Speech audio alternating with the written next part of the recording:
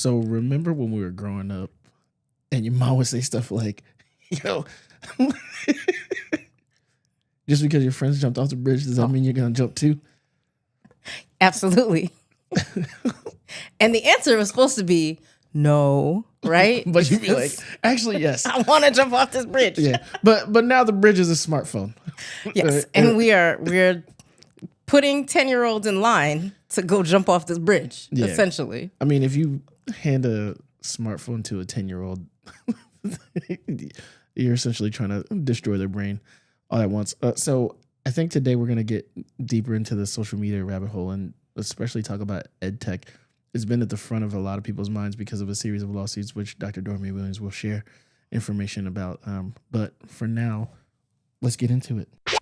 Yo, parents, yo, parents, yo, parents and professors.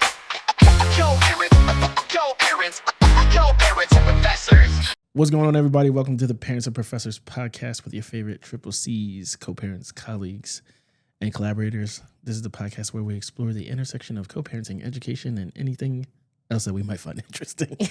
Usually pop culture, black culture, anime, etc. I am Dr. Michael Stephen Williams, and I am joined by my esteemed co-host. Hello, everyone. I'm Dr. Marjorie Dormy Williams.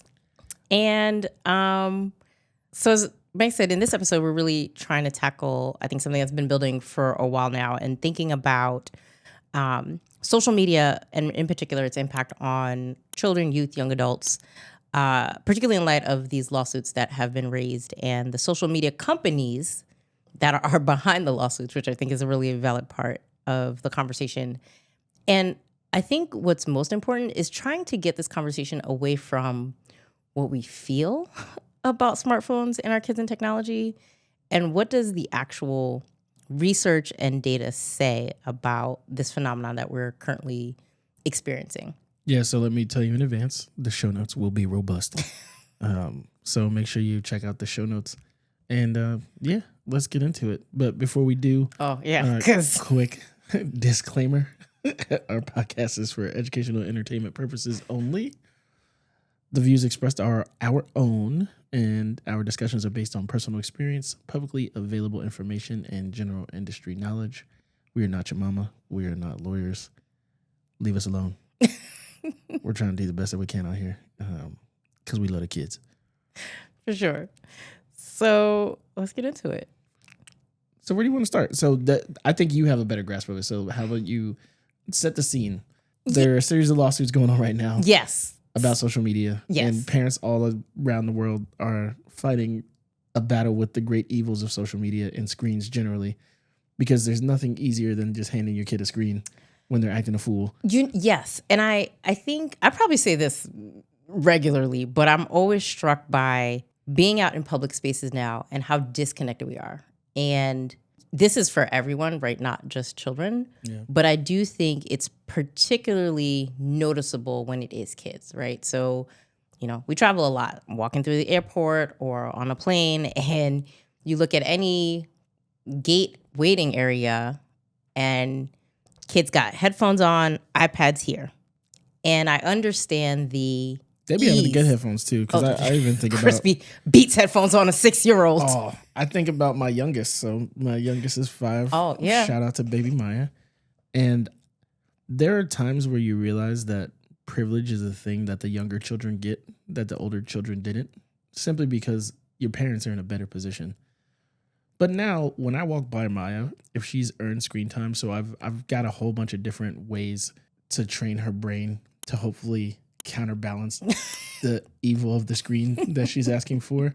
And so the latest version of it has been, I want you to write all of your letters A through Z in capital. I want you to write all of your letters A through Z in lowercase. I want you to write your numbers 0 to 10, and I want you to draw me a picture. Ooh. And so these are the series of Good job, Dad. I read a number of things. One of the most recent ones is talking about brain longevity. It's a study in Japan, and they're talking about the importance of handwriting to the maintenance of working memory. Yes. And so I'm like, all right, sometimes you're going to get some screen time. You're asking me for screen time, but let me make sure that you're doing something for your brain. That it's not just screens. Yeah, in advance of it.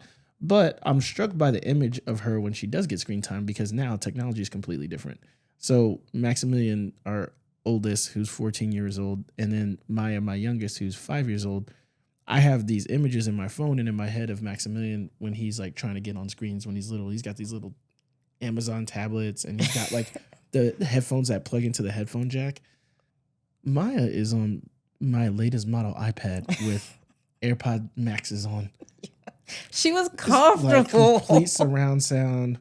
And I'm like, man, like your childhood is just different. But I think if anything, we're having to pay attention, even though it's much more comfortable, even though it's much more streamlined, even though the technology continues to get better and better, it doesn't mean that our brains or our ability to deal with the technology is better and better. Yes. And it sounds like that realization is starting to lead to legal action. Yes. And so I'm just going to end my story because I come in and, you know, she's on the couch. She's got her headphones and her iPad and she's clicking through something. Learning games. Yes. And I'm like, oh, Khan Academy for kids. I'm trying so hard. What is this? And because she switched when she saw me come, right? Even the switching. So she sees me coming and she's like, oh, it's just an ad. I was like, what's an ad? And she's like, they're just trying to like make you play new games and get new games and like make you buy stuff, but I don't pay attention. And I'm like, oh, okay, that's really good. Oh my God. So yeah, but I do think the lawsuits and her age is relevant are important. So the latest lawsuit right now is essentially naming the social media giants. So Meta, ByteDance, who used to own TikTok, Snapchat, and Google, are all named defendants in this lawsuit. And the main person is a young lady who, they make the case that, I started on YouTube when I was 6. And then by 14, I had a TikTok and a Snapchat account. And it led to all of these, it contributed to all of these other negative educational, psychological, emotional outcomes, depression, those kinds of things. Now, what I think is important is that it's not just one person. There are actually thousands of plaintiffs. Yes. In this case. And, it's representing a large group of people, which I think is important, right? This is not just it's these kids, like these one-off kids. Like, it's a tragic case of this just one kid, right?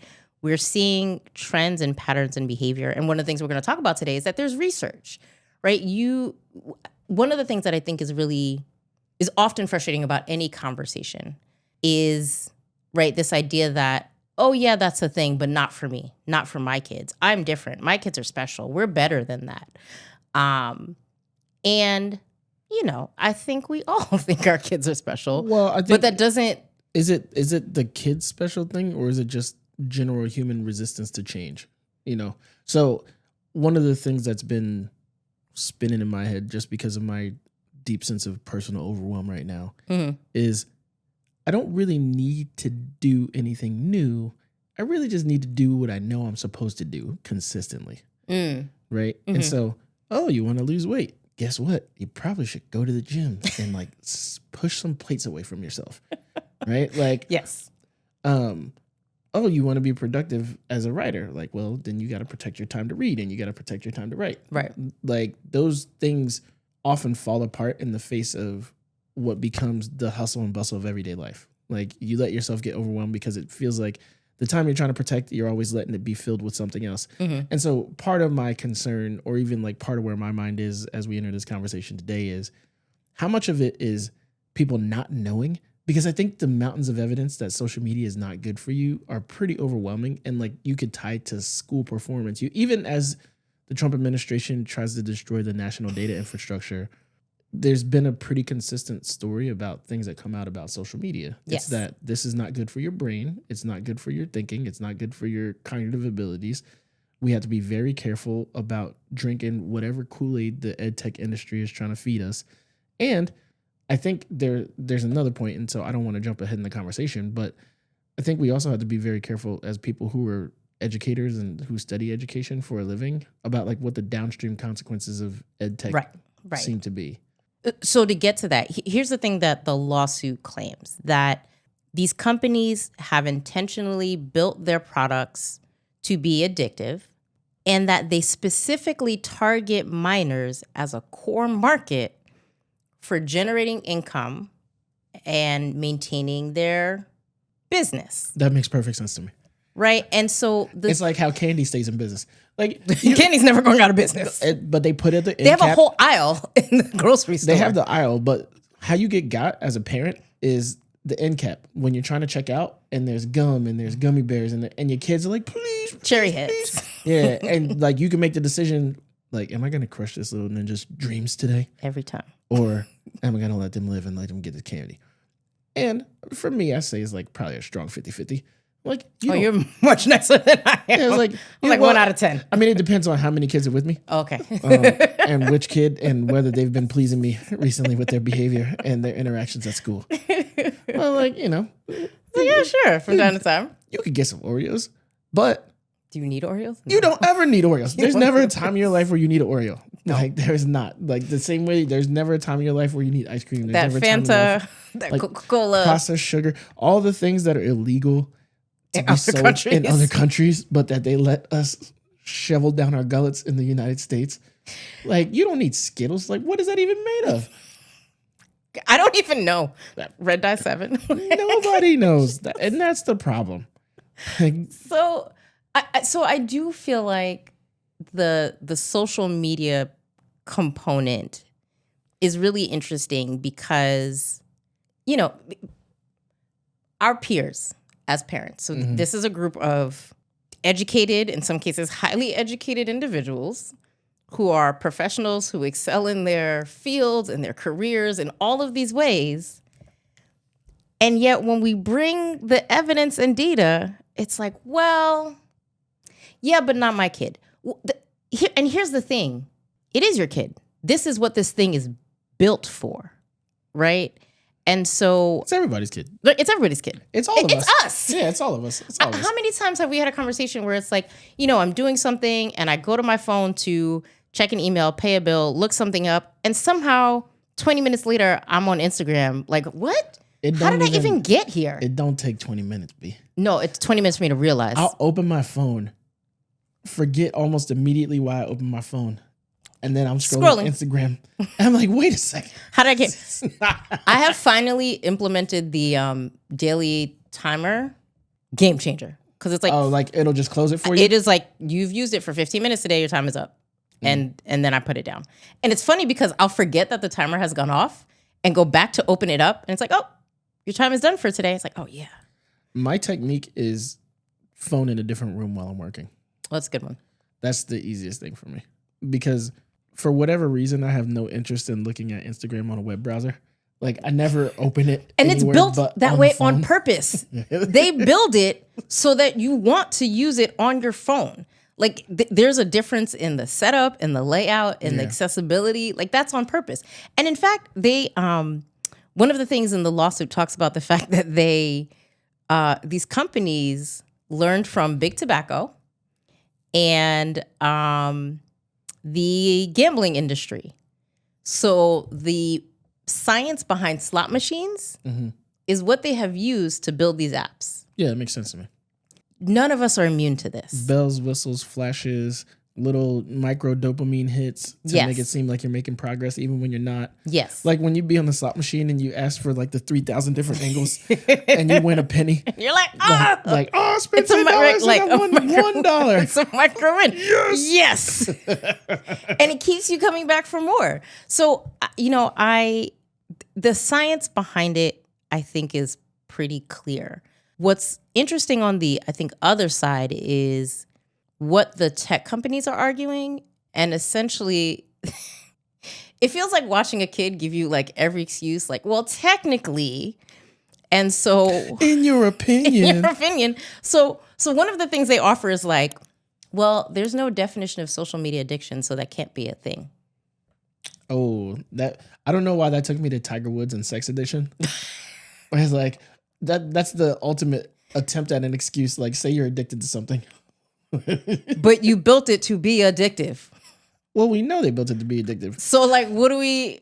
I mean, we got whistleblowers. What's my man from Stanford? Tristan. Oh, I don't know. Is this he's like a technology ethicist. I'll find it and I'll put it in the show notes. But okay? he was a whistleblower. I want to say kind of not whistleblower per se because they empowered him like within Google. He was like, hey, it seems to me that there's a very slippery slope of what we're doing, and that like we're trying to keep people on this rather than making their life better from using it. Mm-hmm. So can we do something? They're like, you know what? We're gonna put you in charge of ethics. And like, Oh, after they fired the Some- shorty who was like, hey, this is a problem? yeah, like some people listen, some people don't, and the timelines are all skewed up. So I don't want to take us down that rabbit hole because I would be forced into wild conjecture. Okay. And we're trying to base it on research. Yes. But people who are familiar with the way these technologies work have signaled danger for Yes. years, Yes. like for quite some time. Sarah Wynne Williams, Careless People, testified in front of Congress. Like, hey, we are targeting children and selling them. Yeah. And companies continue to be like, oh, really? That's so weird. Even though we sent out a memo about doing just that like 3 days ago. So all that to say, I think that there is... Is this a class action lawsuit? Can I get in on some money? I know, right? Is that... I think Am there I too has to old? be like harm, right? Like, I feel harmed. no, it's like, you know, depression. And unfortunately, right, there's a string of children who have taken their own lives because of Yeah. bullying, depression, being on these apps. I mean, I've even seen some of the ChatGPT stuff, like where Right. they're essentially leading people down the road to self-harm. And by giving instructions, even children's toys, right? And all of it is combined with it's social media, it's AI. And I think to me, the question is just because something is innovative doesn't mean it's good. And and then this is not opinion, right? And so one of the things that, you know, Michael and I looked at were, okay, what does the research say? And thinking about educational impact, social impact, psychological impact. And the evidence is pretty consistent. Bad. Oh, you got to do that. Yeah, like, so Still bad? it's, you know, so one of the things is, you know, frequent social media use is associated with lower academic achievement. Not surprising. You can't focus if every 2 seconds, ping, you're checking a message, a TikTok, a snap, or whatever. Yeah. That it disrupts children's sleep. They're more likely to stay up late to be on social media, which means they're not getting enough rest, which means they're trash at school the next day. They do talk a little bit about, so I want to be balanced. There are some positive outcomes. However, they don't, from what I've read, they don't balance the risk. So it's like, oh, well, social media can facilitate access to educational content or things that children may not have an opportunity to learn about or see in their schools or homes or home communities, right? So it opens up the world to collaborative learning and all of these things. That's awesome. However, most children are also not trained in media literacy. And so everything and anything you see becomes truth. And that's a whole other issue. Yeah, I think there's a pretty consistent trade-off that we make around technology as a society, and it's we trade most anything for convenience. Yeah. And so, oh, well, I mean, I have a shadow version of this thought every time I have to pick your son up after school and I have no idea where he It's is. so annoying. Right? And I'm like, man, If he only had a phone. if he had a phone, but if I gave him a phone, the downstream consequences would be so much worse and so outsized by I think comparison. we just get him a telephone. Not a smartphone, not even a Nokia brick, like just a telephone, a talk and text telephone. These kids are way too smart. He will figure out how to have No, like a black and white, like they do sell them. So here's the thing. Most parents say that, right? Like, oh, well, my kid has work and they're like out in the world and I need to be connected to them every minute of every day. Cool. not cool. I Because mean, actually, there's I'm saying for you, okay. That's problematic too. not right, but fine. That is the argument that many parents offer as to why their children have cell phones. Does it need to be a smartphone? Do they need to also have access to the entire internet and the internet having access to them? Yeah, it needs to be only a phone. It can be only a phone, and you would accomplish the thing that you say you accomplish.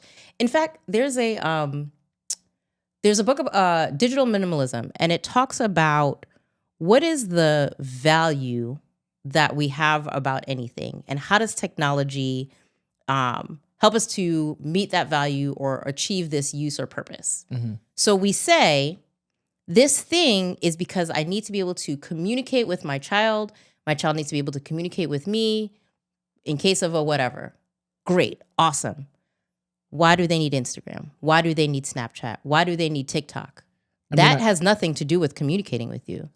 And I think that's the bridge to our responsibility as models. As parents, yes. Yeah, because I want to, as you're saying that, I'm just getting sad thinking about my like real life to-do list. And I'm like, why do I need any of those things myself?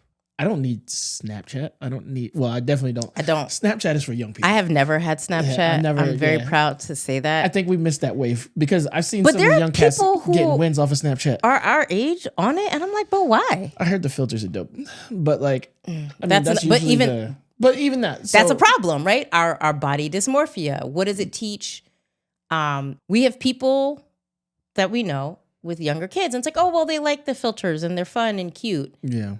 It's like, why? But girls are, especially girls, right? We already have issues around body image and what we see online versus what's reality. And I just think that maybe we shouldn't be giving 8 and 9-year-olds filters to put on eyelashes and makeup and slim their jawline and widen their eyes. Like, what do we? I think you're completely right. And I raise you. Ooh. Why do we have it as adults? What? And I say this like realizing how ironic it is that we push out podcast content through social media. I know. But other than being a one-way user, like, hey, I have developed this thing that I would like you to see. Here it is. What do I need my phone for? What do I need all these things on my phone?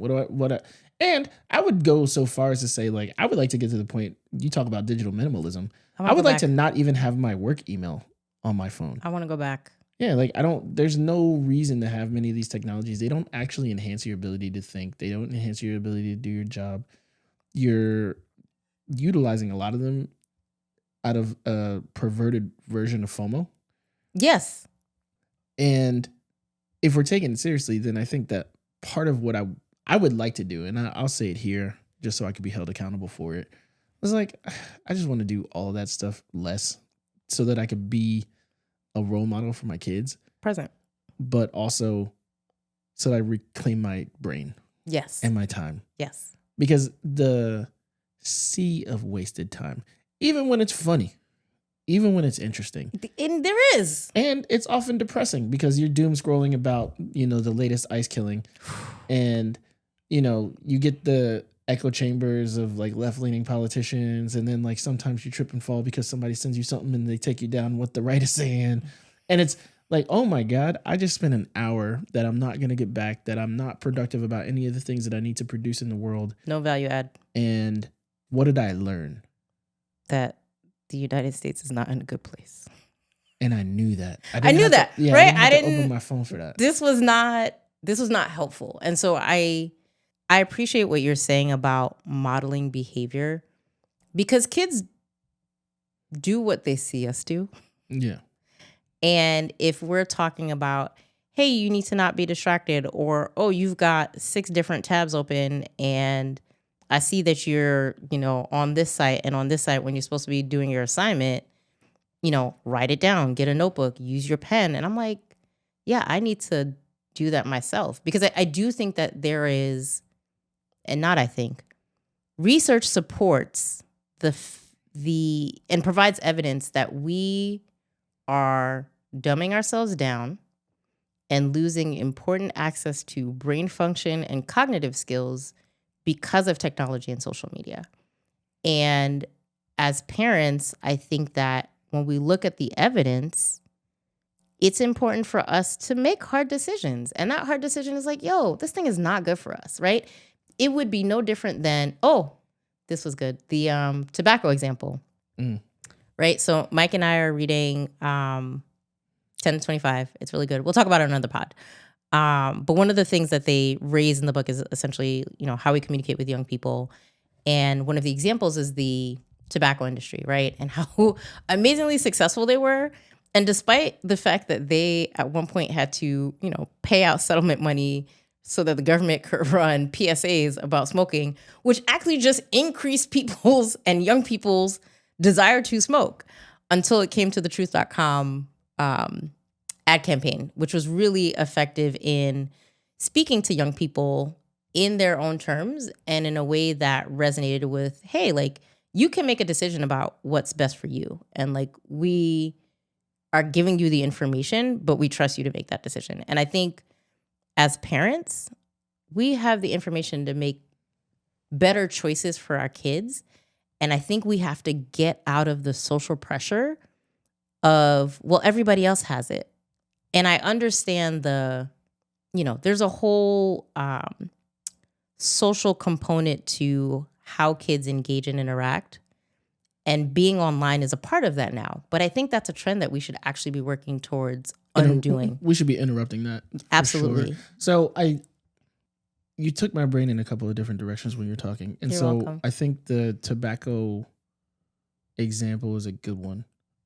One, because tobacco addiction, there's a pretty clear and common agreement across society that smoking is bad for you and that it leads to cancer and death. Yes. It doesn't mean that people don't still have the ability to buy cigarettes, Also true. but the knowledge is out there. It's clear. It's understood. And it's not available to minors. Yeah. And there have been major campaigns to stop people from it. And so I would love to believe that we could come up with the equivalent for social media where, hey, there's an age limit. You can't sell this to minors. Yeah. Right? Like you can't just go in the you got to go into the social media store and try to get a hit of Instagram. Like you can't. There's no dispensaries. Pay somebody like, hey, can you give me some Snapchat? Yeah, exactly. Like some Snapchat time. And I think that piece of it is important. But what I'm concerned about is from a policy standpoint, big tobacco was a really major industry. And obviously it did a great deal of lobbying the federal government in order to be given free reign to destroy people's lives and their lungs. Social media is in a very similar position, but it's even bigger. So when you name Facebook, Meta, Google, I mean, OpenAI is coming, but it's not publicly traded yet. We're talking about the biggest corporations in the world. Like $1 trillion market cap corporations. And the likelihood that we're going to be able to lobby against them or get them to say, you know what, we don't need more money. Like, we really want these children to grow up happy and healthy. That's not their job. Yeah. So I'm not trying to be defeatist, but like, what's the solution, or what do we? Yeah, because I mean, the evidence all points the same direction. So I do think, I think what's important to recognize is all of the other things surrounding this, right? Like there is research, there are campaigns, there is and continues to be efforts from multiple avenues aimed at addressing this issue and minimizing the harm. And no one is saying, well, most people aren't saying, oh, we should just not have Instagram. Although, that could be a solution. Instead, it's, hey, just don't make this available to children, right? And in fact, I want to shout out Senator Brian Schatz. He is a Democratic senator from Hawaii. And in 2023, he introduced a bill called Protecting Kids on Social Media. And the bill talked about things like, hey, not for minors. It talked about things like age verification. It talked about things like, hey, let's reasonably restrict children's access to these things because we know it's not good for them, right? No kids under 13, period. And for the ones who are 13 to 18, very limited access. So he's not even saying like nothing at all. It's just, let's limit what they have access to. Parents and guardians have to give consent. That feels fair because you have to give consent for everything else. Parents and guardians have to give consent for their kids to like watch movies about MLK in school. So like, yeah, we can't do that for social media. The consent structure is always hilarious to me. It's, I mean, that's like you're also going to put an iPad in my kid's hand against my will, but you need permission to take them to the library that's walking distance from the school. Right. Doesn't make sense, but whatever. The iPad with which they are now on the internet, by the way. But they know how, because they know the workaround websites. The proxy. Yeah, they're on, It's just- and you know what? I'm tickled by that. So proxy is a funny thing to learn about. And I'm like, wow. From our kids. Yeah, I learned about that from my kids. From our and now kids. I can get on Pornhub again without age verification. So, in the event that it's needed, right? Like learn from the youth. Yeah. I believe the children are future, right? In Missouri, you cannot get to that website without providing ID verification, age verification. So you have to input your Yeah, imagine my ID. chagrin when I'm like, yo, you know what? Wife's traveling. Let's see what's up real quick. Like, huh? Like, now I need my middle schooler to hold me down. What's that website y'all talking about, G? Yeah. Hook me up.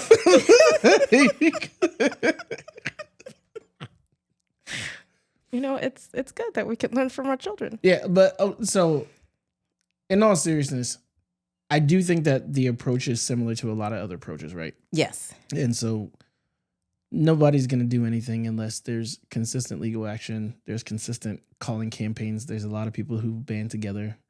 It means not trading your child's brain or your own brain for the convenience of what a phone offers you. And Yeah. collective action is the only way we're going to get anything done. Yeah. And so for parents, you know, here's some homework. And I think about this myself.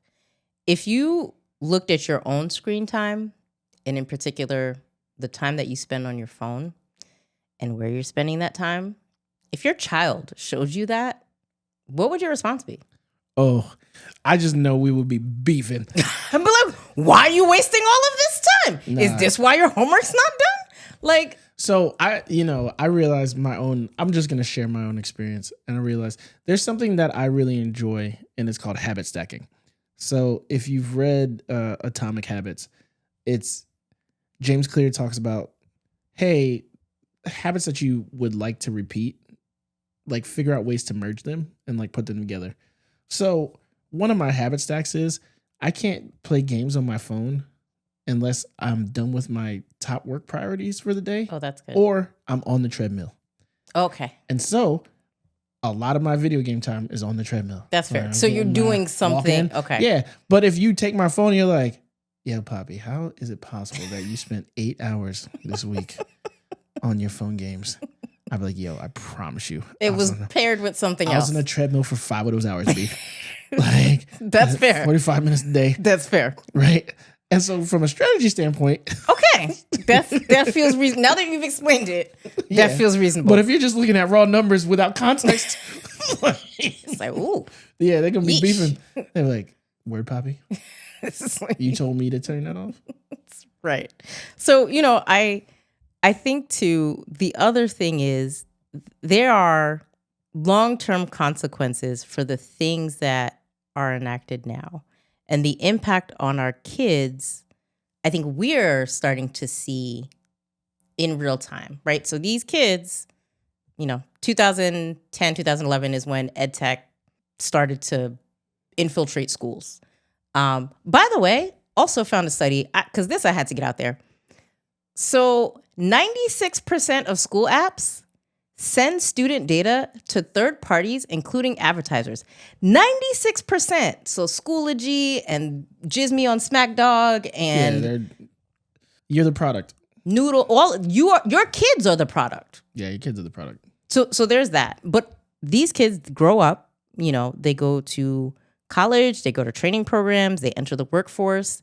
And I feel like all of that leads to now we're at the place where, you know, no one can write, no one can read. And in fact, AI is doing the work for them. Well, these kids are showing up on campus. It's the, you know, the back to the NAEP, which we had talked about in a previous episode, we have the lowest average reading scores on the test for 12th graders since 2019. No, our scores are lower now. Then COVID? Yeah. So in 2024, the average reading score was 3 points lower than in 2019. Oh, wow. And compared to when we first started doing this assessment in 1992, it's 10 points lower. Not a good sign. The dumbification of the United States of America. Not a good sign. Well, I think so how do you deal? So right, when we think about working with young adults and teaching and writing. I mean, I think we got to treat them, and I need to think about ways to do this with a little bit more consistency and fidelity. But a number of the courses I teach, so like, for example, I'm teaching a course right now that's called Race, Gender, and Ethnicity in Higher Education. You're still allowed to teach that? I am. Okay. And I've seen some people winning lawsuits in Texas, so I wish not to be played with. Oh. But in that class, so much of what I'm trying to imbue people with is like their ability to reflexively pay attention to the way that they navigate the power structure in the United States and whether or not they're complicit in some of the things that they would decry. And so when we're thinking about that, your actual opinion, how you're processing the information, how it applies to your life is what is most important to me. If you are not able to apply the frameworks that we're using in the class to your lived experience, then I feel like you haven't learned it. And so my primary assessments in that class are like reflexive essays and journaling. Like, hey, what did you think about this? How are you putting it in context? Where have you seen this before? AI can't do that for you. Yeah, AI can't do that for you. And it would look nuts. And it would be obvious. And so I think that there's an extension for different types of courses. So some courses you're coming away, the goal is that you come away with like explicit skills. So I think about like quantitative research courses, for example. Yes. So like when I was a doctoral student, we took entire semesters of a single technique. Yeah. So this class is called regression. Right? And you learned how to do the thing. Yeah. And so your ability. Oh my God, that class. Yeah, but the way that it could stretch over 16 weeks, like if you're not familiar with it, you'd be like, what? Like this thing that the computer can do, it took you 3 months to learn.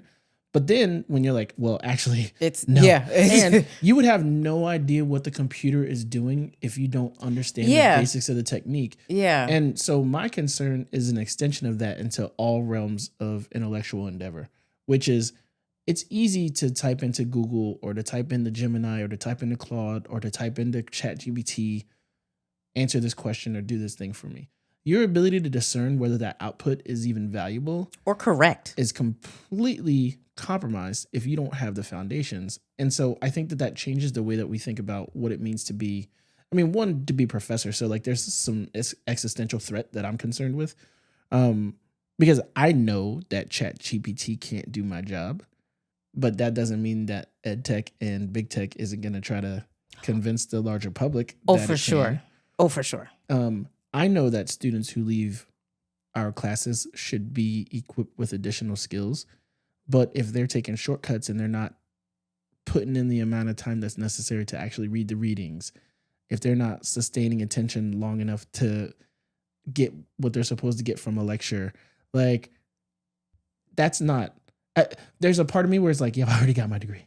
Like, I'm fine. Yeah, do what you want. But no, because that's an employment thing, right? Like if you continue to, there's a way that AI could lead to the continued and the extension of the devaluing of colleges and universities. For sure. And so I wonder, I was talking to a colleague and they're, co-teaching a course and the semester is getting started and, there's sequential assignments and it involves writing and, students turn in the first assignment and it's like, oh, needs some work, but, here's your feedback. And the second assignment still needs some work, but here's feedback. And, you see a little bit of progression. Third assignment rolls around and a number of students in her class, mind you, this is like an undergraduate course, turn in like PhD level work, like the most perfect, well-cited, well-written, well-reasoned, most perfect argumentative paper ever submitted in the history of undergraduate education. So she and the instructor are like, Really? Like, Come on, G. Like, you know that I know how you talk in real life. this is clearly not you, but fine. And I'm willing to give people the benefit of the doubt because if you know how I communicate colloquially, it might be reasonable for you to be surprised when you read one of my academic publications. Oh, like, look at these multisyllabic words. Yeah. However, I think the credentials and the body of work suggest that I know what I'm doing. And so I want to give you the benefit of the doubt. But when you can't pronounce epitome correctly, epitome, and but that's you want me to believe that you conjured that for your paper? So there are two additional things that make me feel frustrated on her behalf. So the first is, okay, this is clearly an issue. Let me go to the appropriate institutional authority to raise this question. Hey, we have these students. We think they used AI in this thing. What should we do? And it's like, that's quite a pickle. Those are good questions that you're asking. We don't really have a real answer for you, but let us know what you think. I've been working on the AI policy for our department. Why aren't our institutions actively addressing this issue? This free-for-all, choose-your-own-adventure thing is not a good plan. And in fact, a consistent issue with higher education, stop being so reactive. Don't wait for it to blow up in your face to then decide, oh, we probably should have a policy. I feel you, but I think the accountability stuff is so tricky. How so? Because one, if there's a system, there's always going to be people who are ahead of the curve figuring out how to cheat the system. Yes, we're always going to have cheaters. Yeah. Yes. And I think what you allow and what you outlaw and what we have for the sake of convenience, there's like a slippery slope. So an example for me is I write using a program called Grammarly. It's just on in the background when I'm writing. Yes. And it's helped my writing because, there's some things where you start to write it and you're like, oh, Grammarly's going to change that. Let me just fix it. Let me fix it. Like red screen Passive voice. But I know that Grammarly as a tool for my students, especially my dissertating students, and it's worked particularly well with EDD students, like people who they're a little bit further away from academic writing on a regular basis. They have careers as professionals, but this isn't really what they do. I cannot tell you the amount of time that is saved when a student runs their paper through Grammarly before they turn it into me, because I don't have to spend time editing the whole time while I'm reading. Yes. They wrote the paper, though. Yeah, that is a form of AI, though. It requires you to have actually taken a first pass and have written it, but then the AI is going to fix it and it's going to improve the product. Totally fine. I think it's great. It's a great tool. But then you get into the slippery slope line about like, where is the line for this is allowed to help you or this is valuable, or like, oh, I was just using AI to come up with the outline for my paper, or like, oh, I just used it to revise this paragraph or like to give me a different feel for like how this sentence should sound. Like, right. But that's not these cases though, right? These are wholesale. Here's the prompt for my class. Maybe I put in some of my... Yeah, but writing policy that catches all of the different manifestations and kind of all the different ways that it could appear, I think that's a little bit harder. And that's not to say that there doesn't need to be some uniform policy and that there don't need to be people getting out there trying to figure it out, because most good policy is iterative anyway. Like, hey, this is what we intended for it to do. This is what it actually did. Here's how we tweaked it to get it a little bit closer to where it should be. But that's better than hands off. Because right now it's a lot of hands off. Yeah. And so to bring it home, so the solution they came up with was, okay, we have questions about your work. It differs significantly from what you've turned in. So they're making a clear, reasoned case for why there are these questions. So we'd like you to expand on what's in this paper. So you can come, we'll give you a blue book, and you can, summarize right through whatever, a version or a prompt in real time about the paper that you say you wrote. There were students that were like, no, just take the F. It's fine. Because they know they was tripping. So,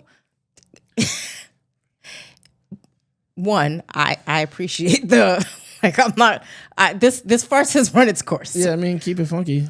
But I think further, and I think the piece of this that's really concerning is that students aren't thinking about the fact that your college degree is something that says that you have achieved knowledge, mastery, learning in these areas, right? Like that's essentially what your transcript is. Here's how you did understanding, learning, grasping concepts, information from these things. If ChatGPT is doing all the work and ChatGPT is the one that earns a degree, employers can't distinguish anything. It means nothing. Your degree now means nothing. Yeah. And so what is the point? That's a good question. And I feel like that's why enforcement should be stepped up. I feel like that's why knowledge about what's actually happening in your brain processes and in your learning processes should be. And you got to be careful because that's what the destruction of the Department of Education, that's what the replacement of teachers with tablets, that's what the influx of education technology as a business is already trying to convince us that college isn't important. You don't need it. It's fine. Yeah. Oh, everything you need is right here. Like all the world's knowledge at your fingertips. Lupe's Dumb It Down is just on repeat in my head. Yeah, but it also forgets that learning is socially situated. And then if you take the people out of learning, it's not going to stick in the same way. And it doesn't, right? Because there are also research studies that have looked at, students completing assignments with AI, without AI, and different combinations thereof. And unsurprisingly, the students who just have AI do the thing don't remember anything. In fact, it like decreases your memory and it makes you dumber. Like it actually makes you dumber. Yeah, it makes you dumber. And so across the board, whether we're talking about kids and social media or how we as parents engage in the examples that we're setting and what it means for our kids as they grow up to become adults who are supposed to be, contributing members of society, I think we just have to be much more thoughtful and this word is so overused. We need to be more intentional about how we engage with these things. I know. Intentionality. It's just belonging. But we do. And so we are going to put the studies that we referenced, we'll put those in the show notes. I hope people at least read the abstracts. Yeah. Oh, book recommendation, The Anxious Generation by Jonathan Haidt. Yes. Is a really good one. Yeah, it's a really good one. We'll also add some links, I think, to campaigns that are really thinking critically about how do we make better decisions for our kids and put them in environments where they can thrive. Certainly, we want them to be able to make meaningful connections with their peers. But how do we do that not only through social media as the only venue where that's possible? Because we know it's not. We got to do it in real life. IRL. Face to face. So yeah, I don't think we have all the answers, but I do hope that, for our listeners, both old and new, that this offers something useful to consider. And really at the end of the day, I just hope that people realize that just because something is like, purported to be the latest and the greatest doesn't mean that it is. And it doesn't mean that we have to adopt all of these things into every facet of our lives. And in particular, our kids' lives. Because I don't want my kid to be a product. They already are. However, I feel you. So yeah. Yeah, but that's all we have time for on this episode of the Parents and Professors podcast. Thank you. Thanks for listening.